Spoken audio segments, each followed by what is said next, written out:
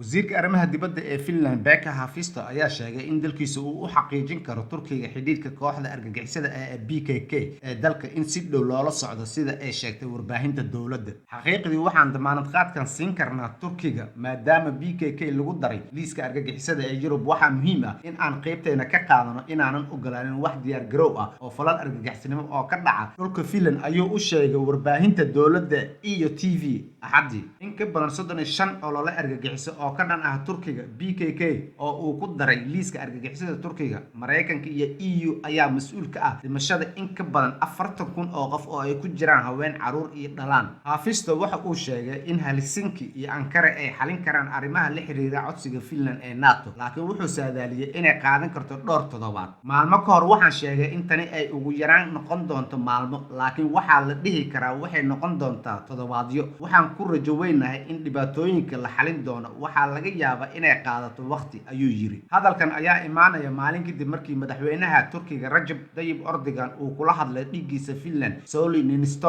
oo uu telefoon kula xiriiray Sabtidii. Waxa uu sheegay in iska indhatirida ururada argagixisada ee khatarta ku ah xulafada NATO aysan la jaan qaadi karin damiirka saaxiibtinimada iyo isbahaysiga. Erdogan waxa uu sheegay inay tahay xuquuqda ugu dabiiciga ah ee Turkiga in ay ka filayaan ixtiraam iyo taageero halgankeena sharciga ah iyo go'aanka ka dhanka ah wax weli khatarta cad ku ah amniga qarankeena iyo dadkeena. Sweden iyo Finland ayaa Arbacadii si rasmi ah u codsaday inay ku biiraan NATO, go'aankaas oo ka dhashay duulaanka joogtada ah ee Ruushka ku haya Ukraine kaasoo bilowday bishii Febraayo. Si kastaba ha ahaatee, Turkiga oo muddo dheer xubin ka ahaa isbahaysiga ayaa ka dhawaajiyay inuu diidan yahay dalabaadka cusub ee xubnimada, isagoo ku dhaliilay dalalkaasi inay u dulqaataan oo ay xitaa taageeraan kooxaha argagixisada. Ugu yaraan 7 qof ayaa ku dhimatay, tiro kalena waa laga soo badbaadiyay dalka Philippines kadib markii uu dab qabsaday dooni ay la socdeen. Rakaabkii saarnaa doonida ayaa ku qasbanaaday in ay badda isku tuuraan. Dabka ayaa ka kacay markabka Mercraft 2 saacadu markay ahayd 6:00 subaxnimo ee Isniinta, isaga oo siday 134 rakaab ah iyo shaqaalihii markabka kuna sii jeeday Reel oo ka tirsan gobolka Quezon ee jasiiradda weyn ee Luzon. Afhayeenka ilaalada xeebaha Philippines, Commodore